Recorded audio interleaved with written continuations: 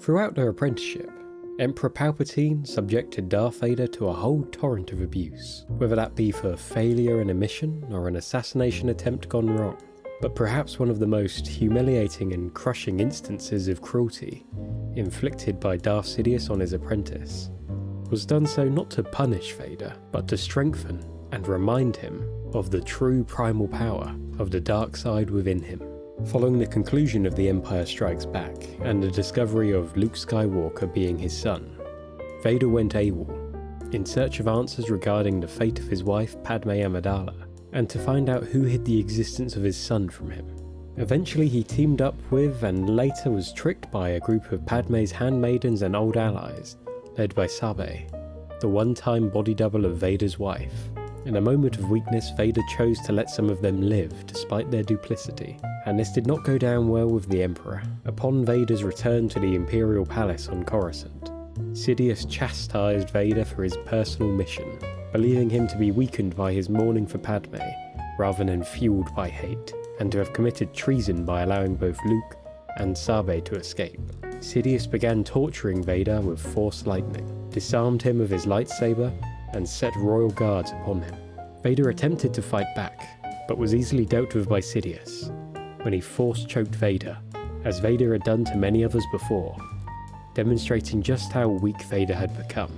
and beginning a new lesson in which Sidious would once again fill Vader with a fear that would reteach him the power of the dark side. Perhaps the most humiliating part of this lesson in the dark side came when Sidious crushed 3 of Vader's robotic limbs, and left him stranded and burning on the magma shore of Mustafar, in the exact same spot in which Obi-Wan had defeated Vader many years earlier. To survive and pass this lesson, Sidious instructed Vader to reconstruct himself without the use of the Force,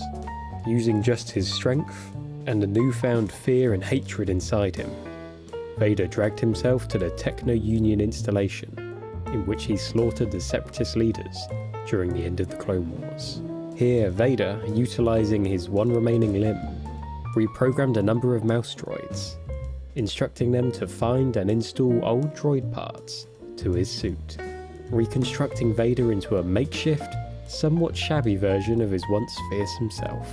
The Emperor had another surprise for Vader, however. An assassin known as Ochi of Bastoon was dispatched to hunt Vader and ensure he relearnt the lessons of fear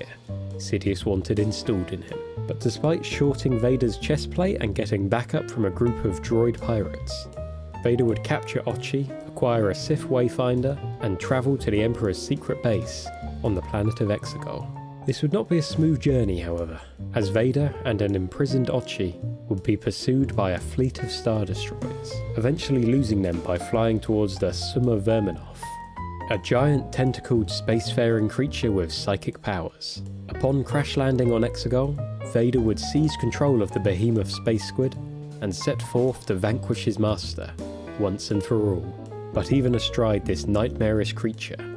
Vader was no match for Palpatine, as he reached out with the Force and crushed the Summa Verminoff, leaving Vader to follow Sidious on foot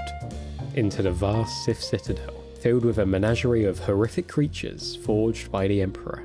After fighting his way through various Sith cultists, fat-grown abominations, and venturing past the secret fleet of planet-killing Star Destroyers, Vader came across a mountain of living kyber crystal, tortured by Sith cultists to bend to their will. Upon witnessing the full power wielded by Sidious on Exegol, Vader finally understood and was strengthened by his master's lessons in fear and hatred, accepting his place once again